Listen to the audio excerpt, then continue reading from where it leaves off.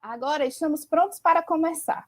A segunda Jornada Digital da Educação Infantil traz especialistas de renome com uma programação especial para garantir aos educadores uma imersão nos temas essenciais da creche e da pré-escola. Hoje, o nosso tema será Jogos e Brincadeiras no Desenvolvimento da Literacia e da Numeracia. E contaremos com a participação das convidadas Sandra Pugliese e Luzia Faraco. Bem-vinda, meninas, Sandra e Luzia. Boa tarde. Oi, Ju. Boa tarde. Boa tarde. Pessoal, a Sandra Pugliese é licenciada em Pedagogia pela Faculdade de Educação da Universidade de São Paulo, com especialização lato sensu em Psicopedagogia pela Universidade Presbiteriana Mackenzie de São Paulo. É autora de livros didáticos de alfabetização e de artigos acadêmicos e de divulgação científica. Foi professora de educação infantil e de ensino fundamental por 10 anos e professora universitária. Mantém um canal de vídeos na internet para tratar do tema alfabetização. A professora Luzia Faraco é licenciada em Matemática pela Faculdade de Filosofia, Ciências e Letras de Moema, São Paulo, com especialização lato sensu em Psicopedagogia pelo Centro Universitário 9 de Julho, São Paulo. É autora de coleções em Taros, coordenadora e docente em cursos de especialização lato sensu em Psicopedagogia, além de autora e orientadora de artigos científicos de psicopedagogia. É um prazer, professoras, estar aqui com vocês. Igualmente. Para iniciar, vou lançar aqui uma pergunta engajadora para a gente começar esse bate-papo. Professoras, o que vocês falariam como educadoras para os pais que acreditam que crianças pequenas que brincam na escola não estão estudando? Quer começar, Luzia? Eles precisam saber que elas estão aprendendo, né?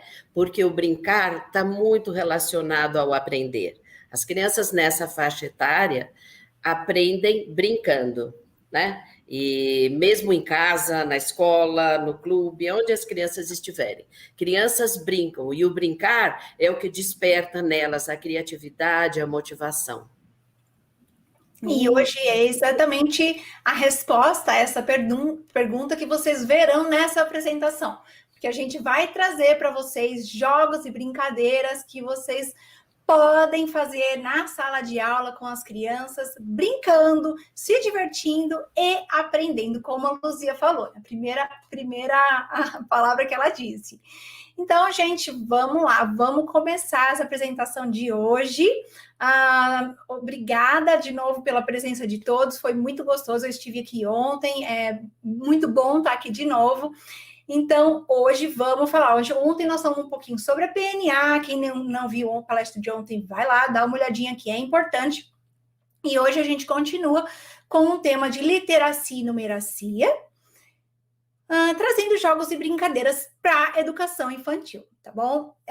Então, vamos lá, gente. No próximo slide, vocês vão ver que, de novo, eu trago aqui um monte de documento, né? E por que eu trago esses documentos? Porque vocês vão ver que essa apresentação de hoje nós vamos apoiar também em pesquisa, também em evidência científica, né? Eu disse isso ontem para vocês, que nós precisamos, para alfabetizar bem, para fazer a criança aprender bem a linguagem escrita, e hoje vocês verão a matemática também, a gente já precisa apoiar as nossas técnicas de ensino, o nosso planejamento em ciência. A gente não pode ficar no achismo, a gente não pode ficar só nas práticas tradicionais, porque foi o que a minha tia fez, então é o que eu lembro. Não, nós somos professores, são profissionais sérios, tá? Que precisam basear as suas práticas pedagógicas em ciência. Então, tá aqui, gente, o documento verde foi o que eu mostrei para vocês ontem, que é o National Reading Panel, que desde 2000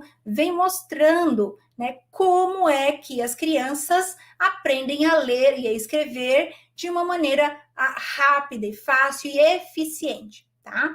E aí nós falamos ontem sobre a PNA, né, que é o documento, agora a Política Nacional de Alfabetização, que vai trazer um pouco dessa ciência que está internacionalmente tão forte, né? E no Brasil começa a chegar agora com a PNA. Ela já vem há alguns anos, gente. Nós temos pesquisadores no Brasil que trabalham dentro da área da ciência da leitura há muitos anos. Tá? Mas é agora, com essa publicação, que isso fica mais evidente. Então, vamos entender o que é. Aí, em 2003, está aqui o livro que eu mostrei para vocês, Os Novos Caminhos da Alfabetização. Foi publicado um relatório falando da importância de se basear as práticas de alfabetização e aprendizagem da língua em ciência. E olha, o RENAB, que eu também falei para vocês ontem, tá aqui, ó, Relatório Nacional Baseado em Evidência. Ele também é como se fosse o nosso National Reading Panel. Ele foi lançado esse ano, é gigantesco, mas a linguagem tá fácil. Então, se você tiver oportunidade, joga lá na internet, o RENAB 2021, alfabetização, que vocês vão encontrar o PDF, tá? Baixem um documento gratuito, é importante começar a ler pesquisa. Tá? E hoje, como a gente está falando também de matemática, olha, depois que o National Reading Panel foi feito, eles descobriram que esse caminho é muito importante de ser seguido, né? De entender as pesquisas, de juntar as pesquisas e ver o que ali sai de bom dali. E eles fizeram a mesma coisa para matemática, que está aqui, ó, The Final Report of the National Mathematics Advisory Panel. E esse também é um documento que vai trazer os mais recentes achados da matemática, mostrando como a gente precisa ensinar matemática de um jeito efetivo, para ensinar matemática de um jeito efetivo, né, baseado em ciência, tá? E agora eu vou entrar com vocês a Luzia e falar como é que nós vamos fazer tudo isso brincando. Então, novo slide, por favor. Nós vamos conversar um pouco sobre neurociência e brincar. Como a Sandra falou, nós temos pesquisado juntas e temos feito todo o nosso apoio, toda a nossa construção de trabalho nas evidências científicas. Próximo slide. Por muito tempo, o potencial das crianças esteve fechadinho, sentadinho, um atrás do outro, em silêncio, tá? A gente vem de uma escola, nossa formação é de uma escola tradicional. E esse é o modelo Fabril, que foi projetado para que os operários ficassem sentadinhos, um atrás do outro, numa linha de produção, para não se distrair. E é tudo que não deve ser feito em educação. Hoje nós sabemos que a capacidade atencional está diretamente relacionada com interesse, com movimento, com alegria, que estejam presentes nesse processo. Porque como resultado deste movimento, desse brincar, desse lúdico, a criança aprende. A psicopedagogia nos traz muito isso, né? Que é a minha área de especialização além da matemática. Brincar é fundamental para o desenvolvimento cognitivo das crianças, tá? De forma ativa, motivadora. As pesquisas hoje dizem que os cérebros, em todas as idades, estão prontos para aprender, mas tem que ser significativo aquilo que a gente vai apresentar, aquilo que a gente vai oferecer. E, como diz Ausubel, por exemplo, que os novos conteúdos sempre estejam linkados com algo que ela já conhece para fazer uma âncora, tá? E uma coisa muito interessante da neurociências, que foi uma descoberta feita, é que quando nós, os seres humanos, pensamos em cálculos, mesmo que sejam pequenos, os nossos cérebros veem números, nossos cérebros veem, juntamente com os números, nossos cérebros veem dedos, porque a contagem do dedo é a base para todo o nosso sistema de numeração. Então, eu não posso proibir que as crianças contem nos dedos, ao contrário, que a gente estimule que elas contem nos dedos, porque este tipo de contagem vai consolidar a ideia de número. Sandra, por favor, continue. Tá bom, então vamos lá. Agora nós vamos entrar mais especificamente na parte de literacia, tá? No próximo slide eu mostro para vocês aqui a introdução de literacia. Vocês aí estão perguntando, que palavra é essa, né? Bom, literacia é a nossa capacidade de ler, escrever, ouvir, falar de uma maneira competente, tá? E por que vocês devem perguntar, por que então você não está colocando aí alfabetização e letramento? Porque literacia é um termo que chega com a PNA agora, que é um termo usado internacionalmente, inclusive na Unesco é como eles medem o grau, né, de literacia de um povo, o grau de quanto um povo sabe ler e escrever, né? Eu não falo ele sabe tá alfabetizado, ele está letrado, eu falo quanto esse povo tem de literacia. E essa palavra chega agora com a PNA. Aí é importante a gente começar a pensar, né, ali usar, por quê? Essa questão da alfabetização e letramento, as coisas estão muito separadas, né? E infelizmente, do jeito como as coisas foram evoluindo no Brasil, a alfabetização se separou muito de letramento.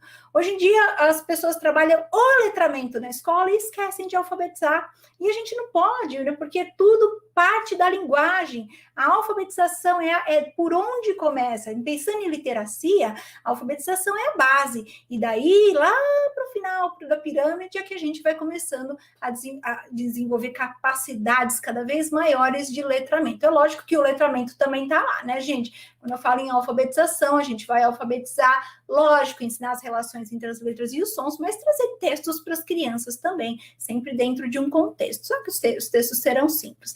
Mas, enfim, a gente vai vendo um pouquinho mais disso aqui para frente, tá? Então, literacia é isso, tá? É a união da alfabetização com o letramento. E é um termo muito importante que seria muito bom se nós começássemos a usar aqui no Brasil. Então, no próximo slide, vocês vão ver que eu trago aqui para vocês uma figura que eu tirei lá na PNA, tá? Lá no National Reading Panel, como eu falei naquele documento, 6 habilidades. Na verdade, eles apontaram 5 habilidades como essenciais para o desenvolvimento da linguagem da escrita, e a PNA colocou mais uma, que é a produção escrita. Tá? Então, elas estão aqui, elas são a base da alfabetização, elas são os pilares da alfabetização.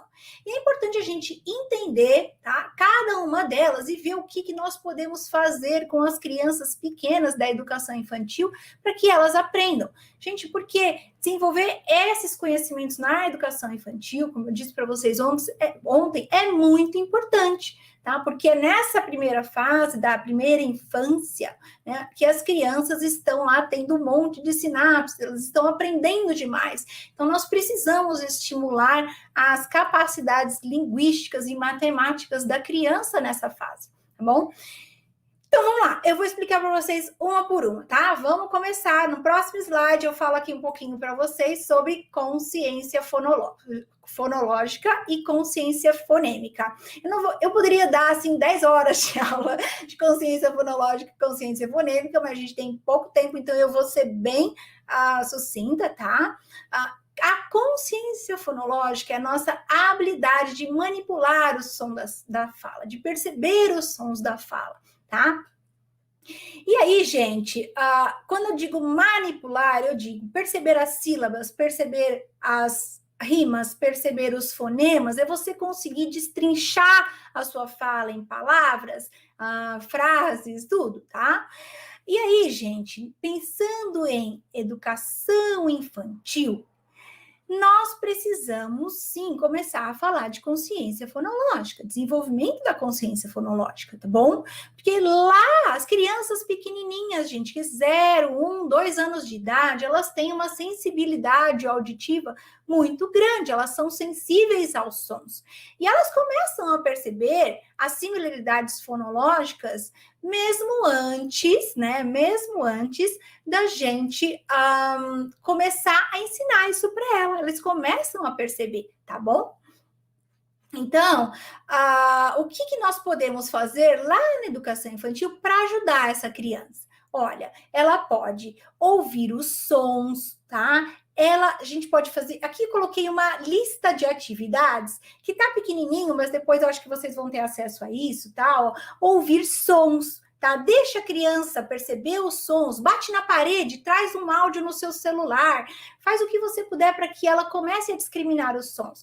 Brincadeira de telefone sem fio, o chefinho mandou, gente, olha, eu quero que agora vocês toquem a mão no chão 1 vez, 2 vezes, olha, agora 3 vezes, e assim, brincadeiras que envolvam, né, o corpo, o movimento e o som, tá? Encontrar rimas, façam cantigas, façam parlendas, coloquem os papéis no chão, os desenhos, deixem as crianças encontrar, né? Coloquem várias figuras na lousa, sapo com sapato, sapato com elefante, deixa eles pegarem aquelas que rimam, tá bom? Isso tudo para a gente desenvolver essa sensibilidade fonológica e desenvolver a consciência das rimas, que é uma consciência que as crianças pequenas podem ter, tá? Elas têm e a gente pode desenvolver. E aí a gente tem a consciência das palavras, das sílabas e das palavras, que a gente também pode desenvolver, gente, nesse período de 0 a 5 anos, tá? Tem muitas atividades que a gente pode fazer. Por exemplo, batendo palma para os nomes, os coleguinhas da sala. Olha, a Sandra, quantos pedacinhos tem na palavra Sandra? Vamos ver, ó. Sandra, né? Bate a palminha, mostra, ó. Sandra. Tá? E aí faz com o nome do amiguinho, faz com palavras que para eles são significativas.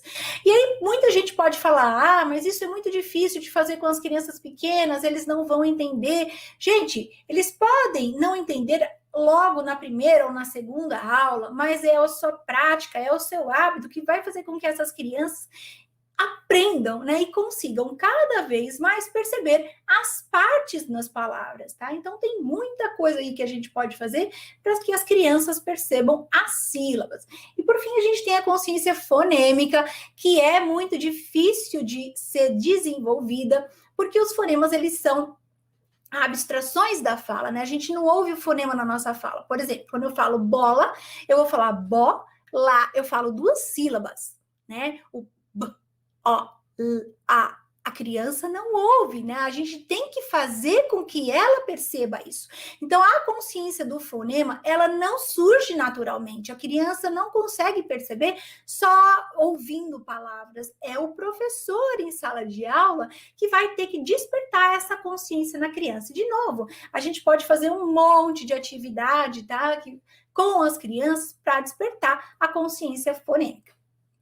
E aí, ó, no próximo slide, eu vou falar um pouquinho da instrução fônica sistemática. E o que é isso, gente? Muita gente está confundindo essa palavra com método fônico. Não é método fônico, tá? A instrução fônica sistemática é um conjunto de atividades, um planejamento que você faz para ensinar as relações entre as letras e os sons de uma forma ordenada para a sua criança. Quais são as melhores letras para ensinar primeiro, né? Que a gente precisa pensar nisso. Tá, então eu vou começar com as vogais. Quais são as atividades que eu posso fazer para ensinar as vogais para minha criança? E aí, gente, por que eu trouxe essa figura aqui? Como eu disse para vocês, é muito difícil perceber os fonemas na corrente da fala. Não é fácil, tá? E a criança pequena, ela é brincadeira, ela é imaginação, ela é fantasia. Então, a primeira coisa que nós precisamos dizer para a criança é as letras, né? Quando nós estamos ensinando, quando nós estamos estimulando a aprendizagem da linguagem escrita, eu tenho que dizer para a criança, as letras representam os sons da minha fala. E a criança precisa fazer esse entendimento, porque esse é o começo de tudo, tá? E quando ela entende isso, é muito difícil, às vezes, dela perceber, se eu ficar lá, olha, o som do B é b, b, b, é muito difícil. Então, eu criei, gente, onomatopeias para todas as letras do alfabeto. Quem conhece meu canal no YouTube já viu isso, tá? Eu tenho vídeos lá que explicam. Onde as crianças vão, através da brincadeira, através da ludicidade, elas vão aprender os fonemas. Então, olha só, a letra A é o som A, né? E eu também tenho o som que faltou letrinha aqui nessa planilha. Eu tenho mais lá no meu website, depois eu passo para vocês. Então, uma letrinha A, ela faz o som do atim, né? Atim, então, olha, tem que espirrar. E o Edo, o quê? Tá? Ou então o som do T, né? O som do relógio. Então, quando a gente começa a brincar com a criança, mostrando esses sons, ela aprende os fonemas, tá? E eu tenho relatos de crianças de 4, 5 anos que estão aprendendo fonemas de forma fácil, em 2, 3 meses, porque elas brincam com isso todos os dias. Ju, você acha melhor eu dar uma paradinha, respondo as perguntas que tem até agora, ou eu vou até o final da minha parte e respondo tudo? O que você acha? Ai, professora, eu vou aproveitar que a senhora já abriu o espaço, porque a gente teve aqui alguns comentários muito pertinentes e uma pergunta bem interessante. O que mais os professores estão comentando aqui no chat é pedindo para você exemplificar, e você trouxe bem esse exemplo, né, com esse quadro, e eu estava aqui me divertindo vendo você falando, né, e a gente, quando trabalha com a primeira infância, a gente percebe o quanto é importante trabalhar com essa consciência fonológica no desenvolvimento, né, do processo de alfabetização. E eu achei interessante quando você retoma essa questão da importância do significado para a criança, que a criança vai aprender melhor quando aquilo tem significado para ela, mas que a gente não confunda isso também com só oferecer estímulos que sejam do interesse da criança, só para a gente lembrar que, partindo do interesse da criança, a gente vai ampliando esses conhecimentos. E essa proposta que você traz, né, juntando com as onomatopeias, além de ter essa ludicidade, também mostra para a criança, né, maneiras de perceber essas menores unidades sonoras das palavras, que são os fonemas, que é muito complexo. Até a gente adulto, que já tem um conhecimento estruturado, muitas vezes tem dúvida. E aí a gente teve aqui essas solicitações de exemplos que você já nos deu. E a gente teve uma pergunta aqui no chat, qual seria a melhor forma de corrigir quando a criança não está conseguindo pronunciar o fonema? Qual é a sua sugestão em relação? Então, e explicando para ela e falando assim repetidamente, tá? Porque no começo, gente, às vezes é muito difícil, que nem eu falo muito de fonema, falo muito de consciência fonológica lá no meu canal. E assim, quer aprofundar o tema? Vai lá, tá? Procura lá no YouTube, que vocês vão achar muitos vídeos falando sobre isso. E muito professor fala, eu tenho dificuldade com os fonemas, né? Então você, enquanto professor, tem que aprender, tá? Poder ensinar muito bem. E a criança, no começo, ela pode ter um pouco de dificuldade, mas as crianças, gente, elas aprendem rápido, tá? E elas aprendem bem quando a gente está ensinando bem. Então, usem as onomatopeias para trazer essa ludicidade e elas sempre terem ao que remeter, né? Que nem, olha, o B, né? O B, como que eu faço o B? O B, da bomba, que vai estourar, bum, tá? E aí a criança começa a lembrar que é B, B, B, né? E você vai fazendo treinos na sala de aula, diário, você pode sempre colocar como brincadeira, tá? Para as crianças pequenas, no começo do ensino fundamental, que aos pouquinhos eles vão aprender. Muito bom, professora. E eu vejo assim, muitas professoras acabam ficando com receio de que essa seja uma prática antiga, né? E eu gosto muito de dizer que tudo depende da forma como a gente apresenta para a criança, né? Se tem um significado, tem todo um planejamento, né? Então, é sim uma proposta muito rica e que vai ajudar a criança a alcançar esse aprendizado. Tivemos uma outra colocação aqui, um questionamento bem interessante, que o Jardim das Borboletas comentou que a capacidade de leitura e de escrita não se adquirem em um bloco de uma só vez, mas depende de habilidades adquiridas antes da alfabetização e desenvolvidas e consolidadas depois dela. E aí percebe a importância daquilo que você falou, né, de trazer esses jogos envolvendo as sonoridades. Eu queria saber se você podia reforçar mais um pouco, que foi muito interessante na sua fala. Então, eu gostei muito da fala dessa pessoa, porque realmente, né, às vezes as pessoas acham que a criança fica lá na educação infantil só brincando, sem estimulação linguística ou matemática nenhuma, e chega no primeiro ano do ensino fundamental, tem que aprender tudo de uma vez, é muito difícil. Então, a gente tem que ver realmente a educação infantil como esse campo, né, de crianças ali que estão doidas para aprender, que estão cheias de sinapses no cérebro delas, e as aprendizagens estão a mil, né, para dar essas noções para a criança, né? Desenvolver a consciência fonológica dessa criança e começar a ensinar as relações entre as letras e os fonemas para elas. E vocês vão ver ainda, eu vou falar de mais 4 habilidades, né? E a gente vai trabalhando todas essas habilidades que serão o berço, né, para essa alfabetização que precisa emergir lá na frente, né? Então, realmente, a fala está muito bem colocada e eu acho que eu respondi, né, essa fala. Porque é isso, nós precisamos dar esses estímulos para a criança. Exatamente. E aí a gente também teve um questionamento aqui se essa prática de treinar e de reconhecer os fonemas não se torna cansativo para a criança. E aí a gente retoma aquilo, né, professora? Tudo depende da forma como a gente apresenta para a criança. Se você sentar a criança numa cadeira e ficar b, c, claro que vai ser enfadonho, mas se você traz isso, como você já sugeriu, aí as práticas envolvendo tudo em torno de uma brincadeira, né, de um contexto significativo para a criança, não vai ser enfadonho, né, vai ser interessante, e a criança é curiosa, não é, professora? Ju, as pessoas estão confundindo muito a instrução fônica sistemática, que eu coloquei hoje aqui, com o método fônico de antigamente, onde as crianças ficavam sentadas só fazendo esse treino de fonema, e com textos como o boi baba no bebê, ou lalá, leu, lalo do lulu, entendeu? Mas não é isso, né? É você pegar, por exemplo, uma parlenda do tigre, né? Um prato de trigo para os 3 tigres tristes, alguma coisa assim. Pega a parlenda e aí você vai explorar a letra T aquele dia. Então, eu não ensino fonema sem brincadeira. Então, eu tenho dedoche, eu tenho fantoche, eu brinco, é teatro, é tudo que eu posso fazer para a criança aprender os fonemas. E olha, gente, todos os professores que estão me relatando que tem muita gente usando essas onomatopeias para alfabetizar, para ensinar os fonemas, e eu só ouço assim, gente, como as minhas crianças estão amando aprender. Então, não é chato, é a maneira como você faz. Se você atrai aquilo para o universo da criança, porque é o que ela gosta, ela imaginar, brincar, correr, movimentar, sentir, ela vai gostar, tá? Não é... E, de novo, não façam aquela coisa... de antigamente, não é isso, tá?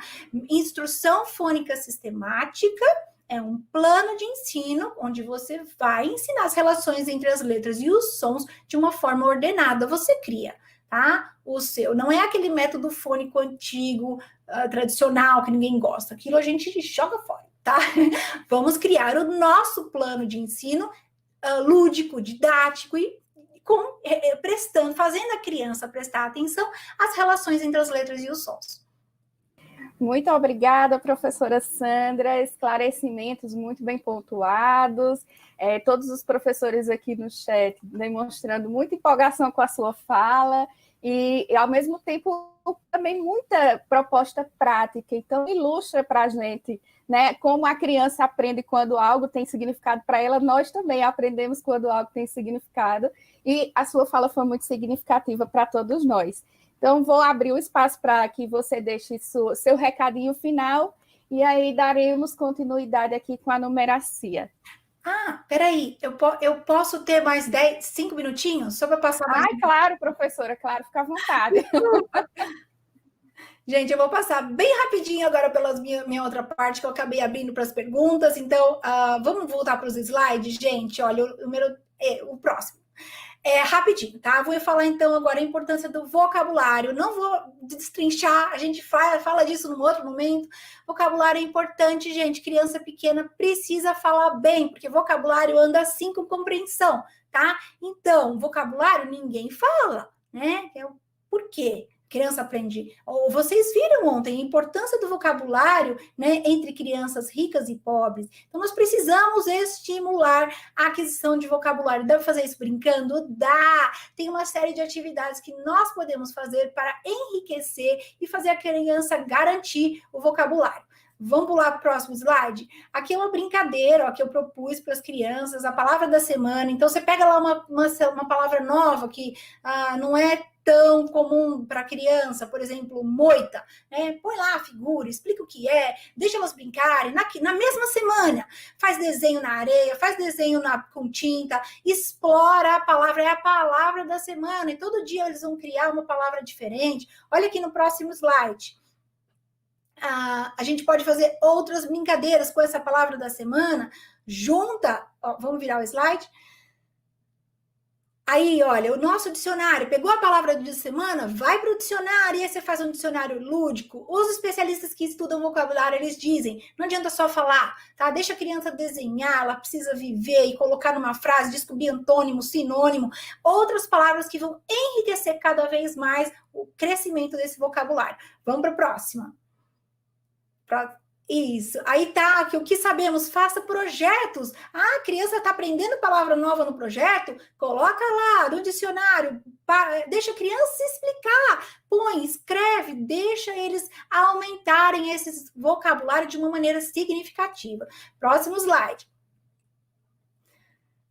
E aí, então, a fluência da leitura oral. Fluência é uma habilidade que foi muito, tem sido, né, ignorada. Ninguém fala de fluência também, só que a fluência é extremamente importante. Sem fluência não tem compreensão de leitura também, tá? A criança pode saber decodificar, mas se ela ficar silabando sempre, ela não chega na compreensão. Então, a fluência de leitura, gente, foi trazida agora na PNA. Ela foi a tese, o tema da minha tese de doutorado. Eu amo falar de fluência, mas é um tema assim que demanda um pouco mais de tempo, tá? A fluência, o que é? Eu vou falar rapidamente. É a criança perceber, ela ter precisão no reconhecimento da palavra. Então, ela perceber as letras que ela está lendo e conseguir ler rápido, né? Pato, ela não vai ler pato. Precisão no reconhecimento da palavra. Velocidade de leitura é importante. Não adianta ela ficar lá, pato. Ela precisa aprender a desenvolver uma certa velocidade na leitura e, por fim, a prosódia da linguagem oral ajuda muito também. Quando a criança tem prosódia na linguagem oral, ela transfere isso para a linguagem escrita. E o que é a prosódia? É a musicalidade, é a entonação, é o ritmo, tá? É o que faz é o que faz com que nós nos entendamos. Agora, se isso está na escrita, um texto, sem pontuação nenhuma, e você lê tudo reto, você entende? Não, tá? Então, nós precisamos aprender a dar para a leitura um pouco da nossa fluência oral, tá bom? Gente, vamos pulando os slides agora, senão eu vou comer o espaço da Luzia.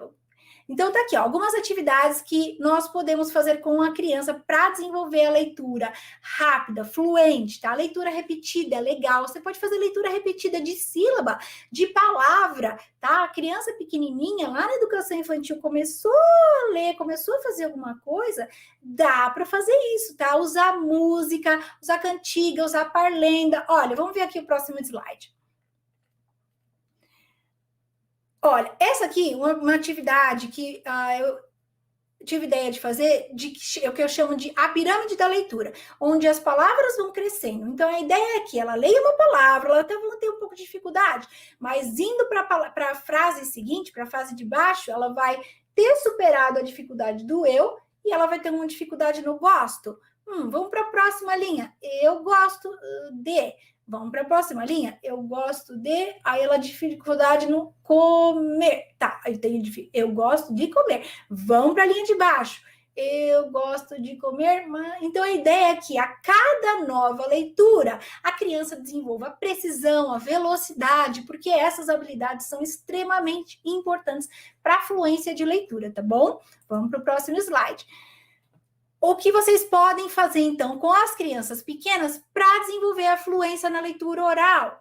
Dramatizações, teatro de fantoche. Gente, dá esses bonequinhos para as crianças, deixa eles encenarem. Ó, contou a historinha da Chapeuzinho Vermelho? Dá os bonequinhos, vamos brincar. Conta, eu sou o Lobo Mau, conversando com a vovó.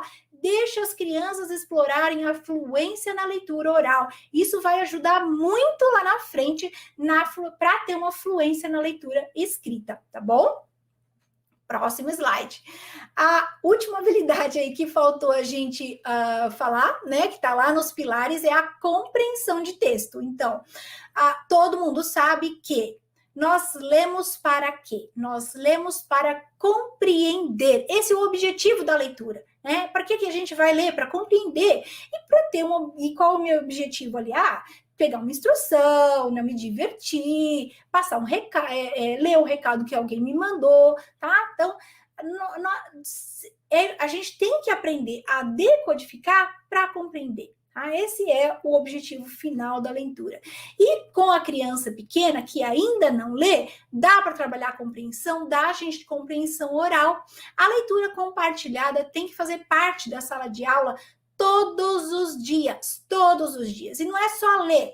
lê e faz pergunta, deixa eles perguntarem, mostra as figuras, né? Deixa a criança explorar aquelas figuras, tá? O suporte do livro. Tudo que vocês puderem fazer a criança falar sobre a história que vocês estão lendo, vocês vão estar aí melhorando a capacidade de compreensão oral dela, que futuramente vai se transferir também para a capacidade de compreensão de leitura, tá? E aí, vamos virar mais um? Eu coloquei aqui, ó, mais uma atividade que dá para fazer com as crianças pequenas. Por exemplo, eu gosto muito de trabalhar histórias de contos de fadas com as crianças, não é? Mas elas são longas e às vezes as crianças se perdem. Então, façam imagens sobre partes da história. E aí vocês vão trabalhar o quê? A sequência narrativa, né? A contação de histórias, sempre através das imagens. Então, com as imagens, vocês podem fazer a criança recriar e recontar uma história. Tá? E tudo isso vai ajudar muito na capacidade de compreensão da criança. Tá? Então, olha, com a compreensão de texto, a gente passou por 5 agora, né? Os 5 pilares, que são os 5 pilares apontados no National Reading Panel. Mas a PNA coloca mais um, que é muito importante, que eu trago para vocês aqui no próximo slide, que é a produção escrita. Tá? É importante escrever também, faz parte, não é? E o que a gente pode fazer com a criança pequena que ainda não escreve? A gente vai explorar o traçado das letras na areia, no granulado, na parede com pincel. Gente, explorem diferentes texturas, diferentes materiais. Deixa a criança desenvolver essa exploração do traçado. Tá? Trabalhar sempre com o nome, com a leitura dos nomes, com a escrita do próprio nome. Nós sabemos que o nome é o que tem mais significado para a criança pequena, né? Em termos de escrita, é a escrita do nome próprio. Então, tem que trabalhar nome, sim. O diário da classe, onde ela vai trabalhar o nome dela e o nome dos coleguinhos. Outra coisa que é importante que as crianças sempre estão vendo, rótulos e marcas também, vamos trazer para a sala de aula, tá? E palavras e mais palavras que as crianças gostem. Aí trabalha com nome de animal, cor, tragam aí o vocabulário para as crianças. E se elas forem escrever, logo lá pequenininhas, com 4, 5 anos, deem letras móveis, tá bom? Deixa a criança sempre escrever com letras móveis. Não fica só nessa de assim, escreve o que você acha e deixa ele escrever pato de qualquer jeito. Dá as letrinhas do pato, P-A-T-O, e aí você diz, eu quero que você escreve pato. Vamos lembrar do sonzinho, tá? E aí você vai ajudando a criança a lembrar dos sons, dos fonemas, para ela escrever pato, tá bom? Então, com essas são 6 habilidades, são os 6 pilares da literacia, da alfabetização, que vão ajudar, assim, no desenvolvimento da aprendizagem da linguagem escrita. Desculpa correr, mas senão não dá tempo. A gente tem muita coisa para falar, né? Imagina, Sandra, excelentes explanações e muito obrigada por trazer também essas sugestões práticas, né, para ilustrar para a gente bem todos esses pilares. Então, excelente, muitos comentários positivos aqui no chat. Muito obrigada por sua participação aqui.